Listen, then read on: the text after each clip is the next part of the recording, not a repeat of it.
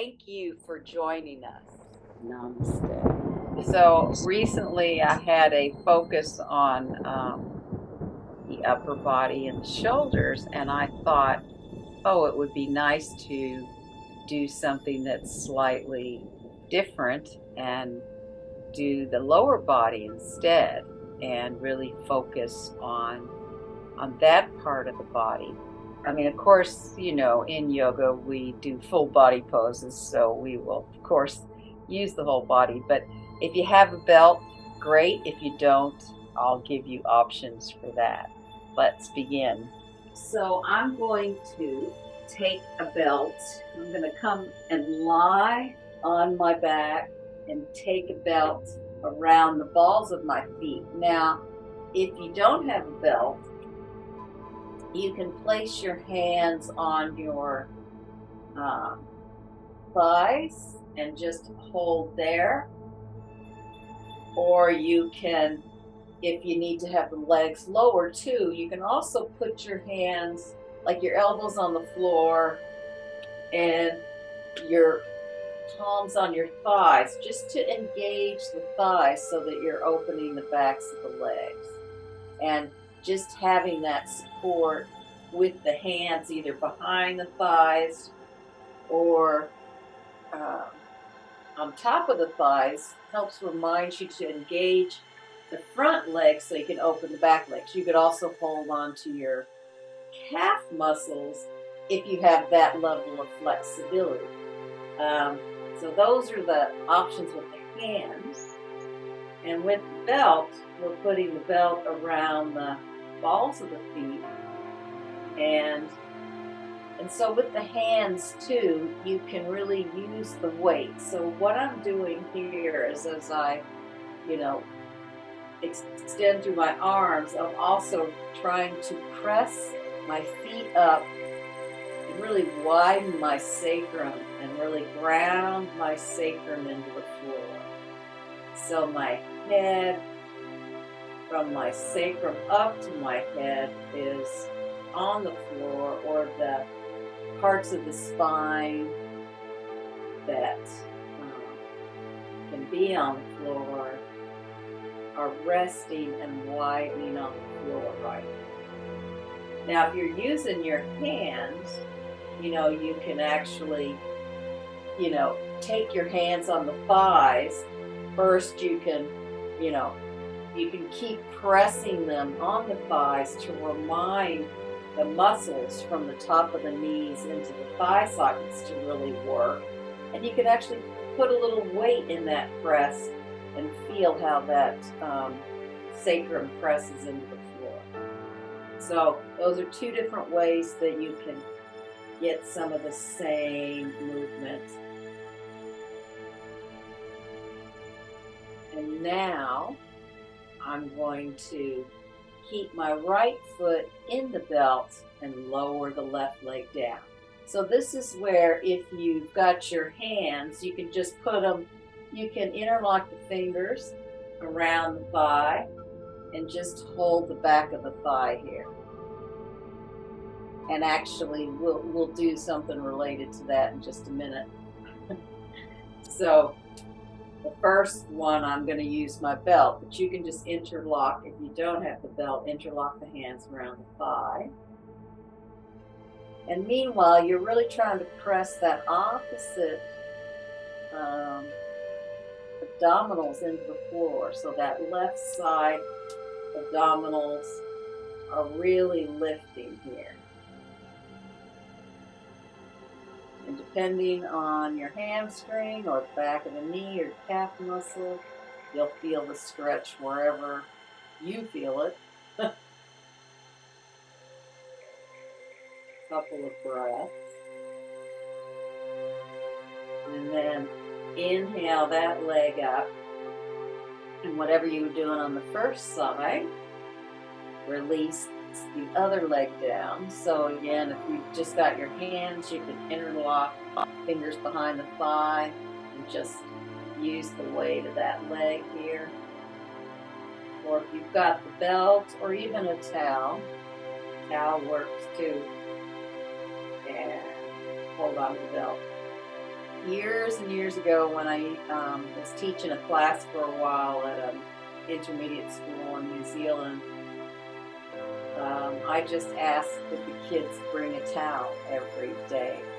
I'm trying to remember when, how often I was teaching the class, but they could sign up for different things, and I volunteered to teach video. So that was fun. We had a good time.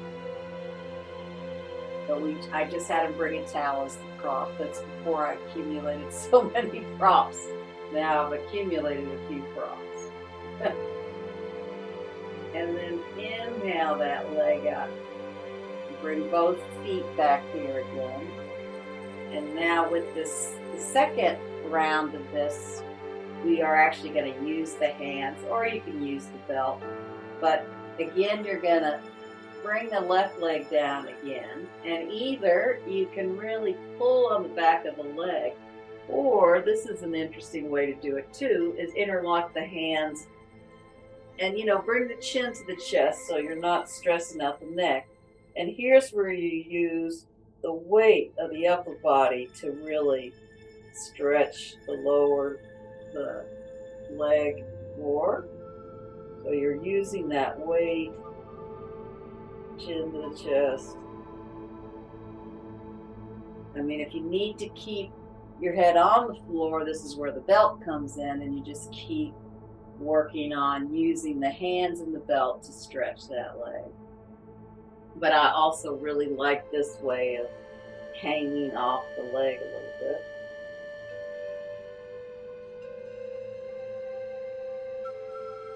And then lay the torso back down and inhale the other leg up. And exhale the other leg down. And then again, you can hang off the leg. You can bring it down to the thigh if that's better for you. But you can bring it up to the calf muscle as well and just hang off that leg, getting more stretch, or using the hands around the belt to get more stretch.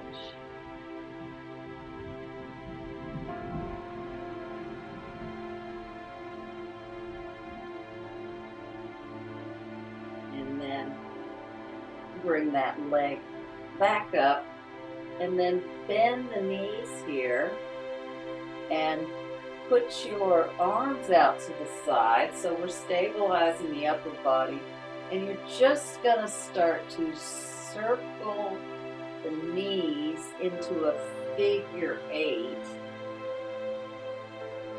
And it can be quite small if you find yourself lifting the shoulders off the floor. But as you begin to do it a few times, you might notice that you can make the circle larger. You try to keep the ankles, feet flexed, the knees and thighs together. And you might start to feel a little bit of stretching through the spine. Because our hips, and our legs are quite weighty, and we can really use that weight to get a bigger stretch here. And then bring the knees to the center and actually put the feet down, and then shift your pelvis just slightly to the left. So for me, that's the far away place. And then as you bend your knees, they're already a bit on the diagonal. And then maybe you can bring them over to the floor. Maybe. If not, you could take one hand and hold it here. You're just trying to keep both shoulders on the floor. And of course, what you can do is you can hold that one behind the thigh here. You can hold it, and then you can see if you can bring it further down to the floor.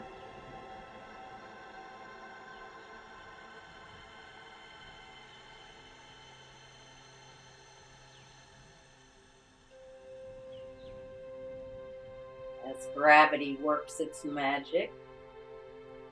And then inhale, bring the knees up, place the feet on the floor, and then you'll just lift the hips off slightly, press the heels in, shift the pelvis. I'm shifting it towards the camera, and then bending the knees in so they're slightly on the diagonal already, and then take the hand to support through the back of the thigh. And as you take a few breaths, you can notice perhaps you can go a little deeper.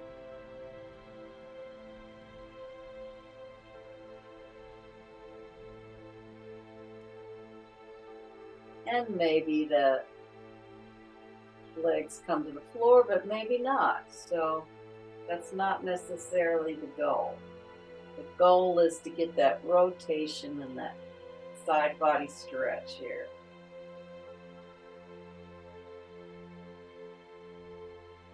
And then bring the knees up, place the feet on the floor, and then press the heels in, lift the hips up, and do a little bit of a shake out. And then we'll just do a little bit more abdominals of bending the legs, straightening them, bending, coming down. If you want to interlock the fingers and support the head, you can do that. And then we'll do a little variation here. The next time you bend the knees, straighten one leg towards the floor, the other towards the ceiling. Bend the knees into the chest. Other leg straight. So we're doing the opposite legs. And of course, you know, it might be that your legs look like this. So whatever your range of motion is what you need to focus on. And of course, I'm trying to figure out if we're evened up yet. I think we need to do one more on each side.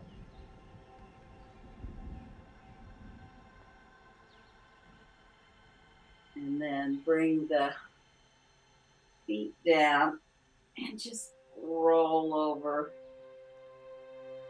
and come into all fours and spread the hands so we can do a bit of a downward dog. So perhaps walk the hands a little forward, and as you tuck the toes, really lift the pelvis up and the sit bones. And see if you can really engage the front of the legs. Perhaps the legs feel quite warmed up now, maybe not, I don't know.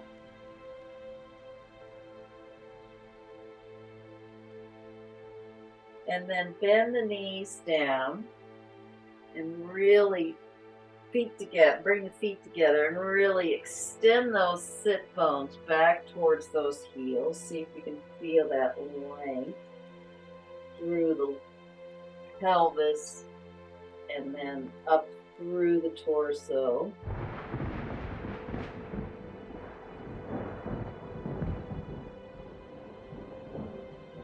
And then inhale, coming up, bringing those legs back to parallel, those shins, and tucking those toes and finding that sit bones moving up towards the ceiling, and then pressing the heels wherever they happen to go. Not all of us can bring the heels to the floor in downward dog. You can often roll something up to put under your heels to get a little more traction. Sometimes we use blocks. Sometimes we use bolsters. So you can fold a mat up and put it under your heels too.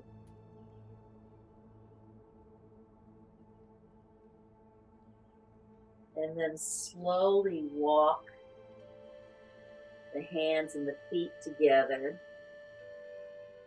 And slowly roll up the spine. And come into parallel with the feet here. And then see if you can roll forward and roll back between the heels and the toes. And you can soften the knees so that you're not going into some kind of physical stress pattern that might throw you off balance. And sometimes it's good to sort of play with that balance a little bit. You can even lift up the toes and then lift up the heels. Just getting a little bit of feet flexibility.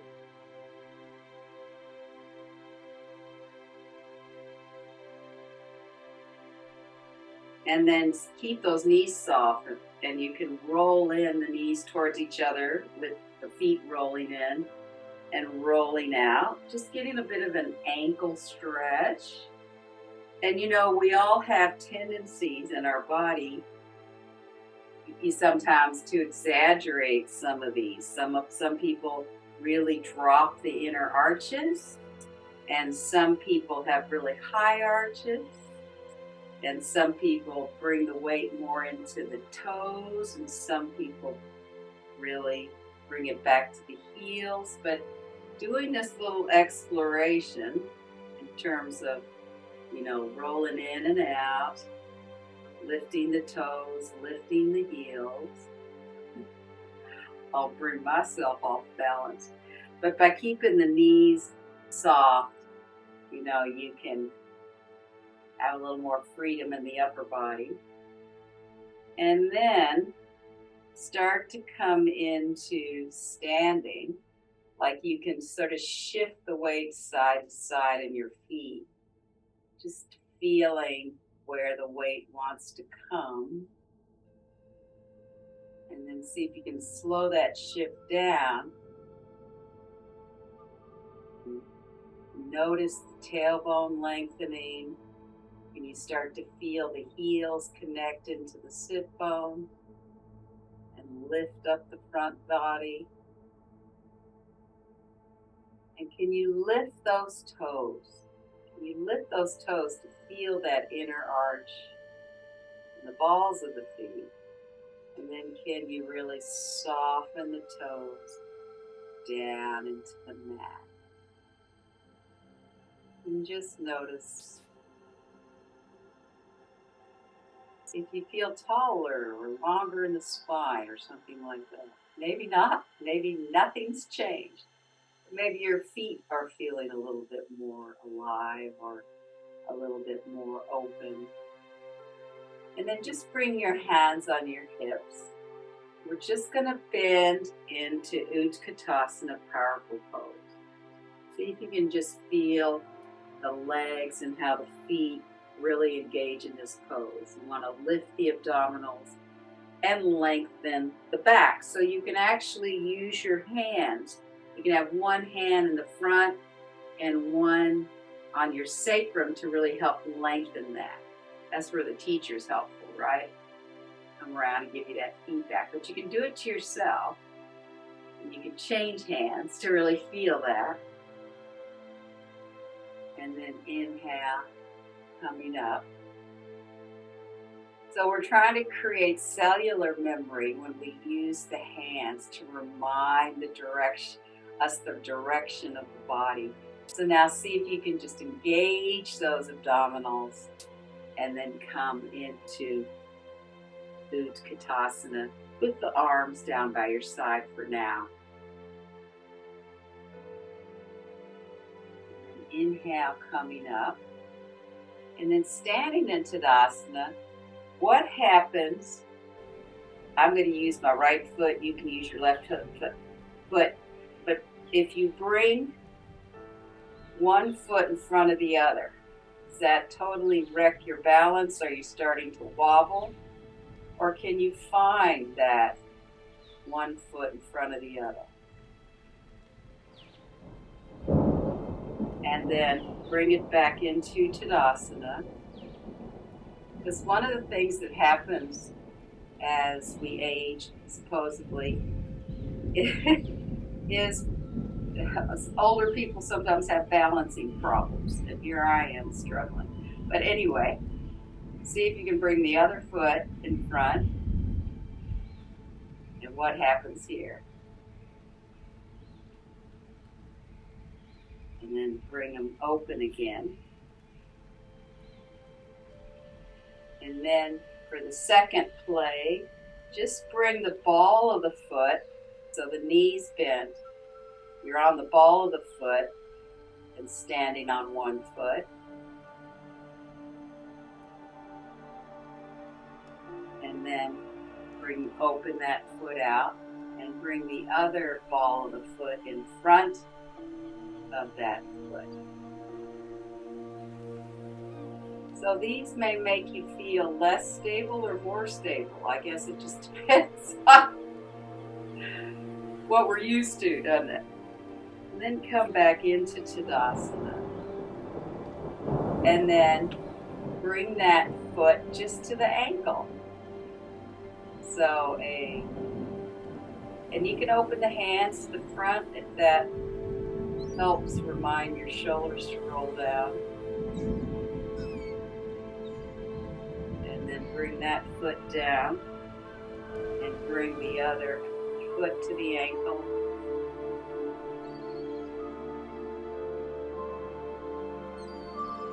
And if we're not used to doing something, it starts to wake up the body in a different way. So now see if you can bring the leg up further. You can either just stay on the calf muscle, or if you want to go further, come up onto the thigh.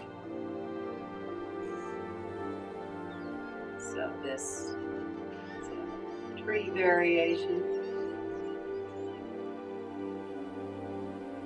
And then bring that foot down. Bring the other foot either on the calf or on the thigh. So when we come into this pose this way, usually our hips will stay more level. Often when we use the hand to bring it up, we might start to distort the hips. So it's good to play with this pose in different ways. And then place that foot down. And then just come back into Tadasana and just notice your feet again. Notice your balance. What is it like to come back into a two-footed play?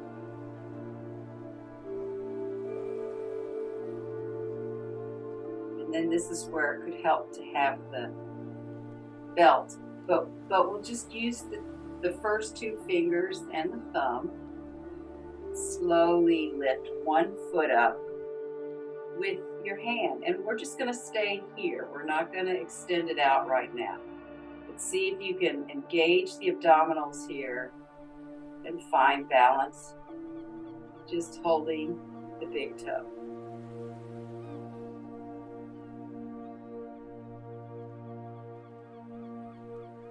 Slowly place that foot down and balance on the other foot.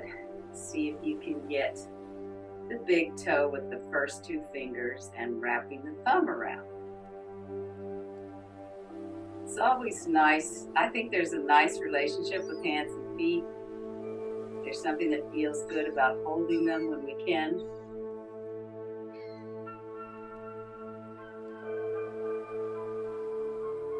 Then bring that foot down and come back into Tadasana and feel how your balance is now.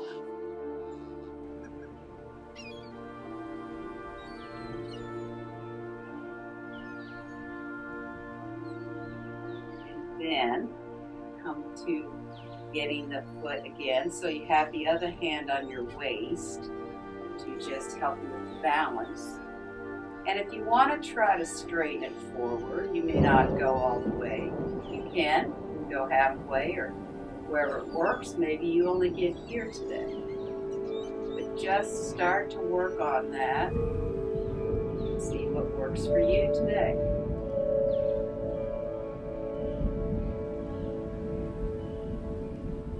And then slowly bring it back in, down to the floor. Change sides so you get the first two fingers and the thumb around, holding that big toe. And you can stay here. And then, as I'm losing my balance, you can slowly start to straighten that leg wherever it goes today. Stay here. That's why we often use a belt, but I still think there's value in holding onto the big toe, even if you can't go all the way. And then slowly bring that foot in and come back to Tadasana. And that's a little bit of energy to get there, doesn't it? I mean, what I mean by that is my heart rate starts to go up. And we're starting to run out of time. So, again, let's go back down to the floor. And this is where you can use a belt or you can just hold your legs. Actually, we'll follow through with the first two fingers and the thumb around the toes. And if your knees don't straighten, that's okay too. But see how much you can straighten the legs and stretch out the backs of the legs, but keeping the back, as much of the back on the floor as possible. Your sacrum will start to come off a little bit. And again, if you really want to straighten the legs and you're having a hard time with that grasp, you can put the hands on the calves. You can wrap them around the back of the thighs. You can cup them here. You can cup them here. So there's so many ways to head towards holding the feet or holding the big toes.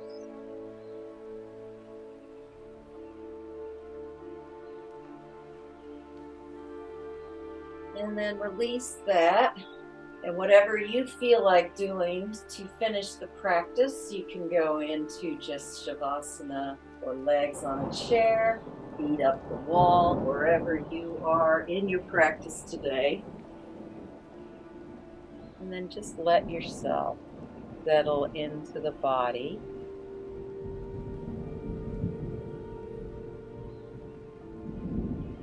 And first take a little notice of what's happening in the feet. For some reason, just even sitting here, my feet are feeling more fluid, more relaxed, more open. That may not be true for you, but I'm just noticing my feet more right now, and a softness in my feet that I don't think I would have noticed if I hadn't done this kind of practice.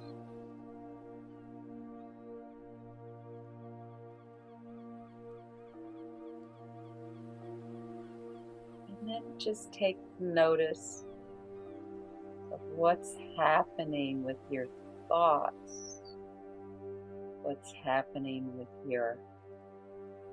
the space between your thoughts.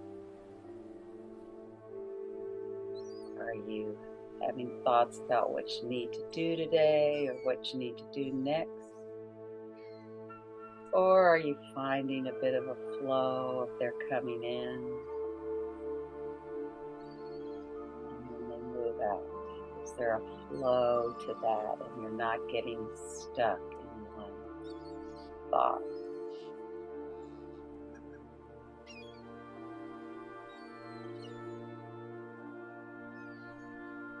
And then notice what's happening with your breath.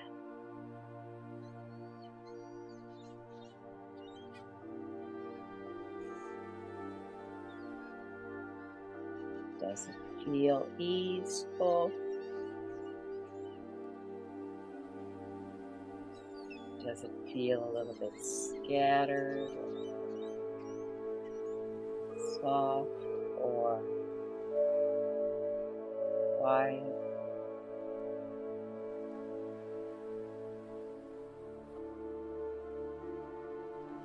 And just notice the weight of your pelvis and your sacrum as we began this practice. Feeling that sacrum into the floor, the groundedness that our sacrum gives us in our pelvis.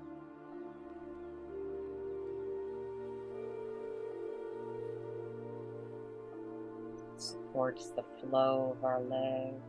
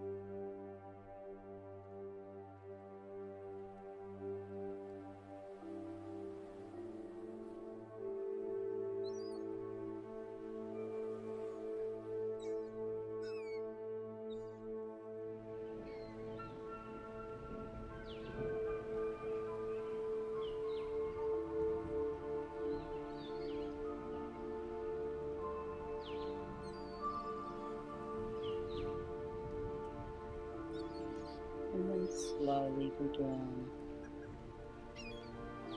Deepen your breath, reawakening your body. Give yourself a nice big stretch.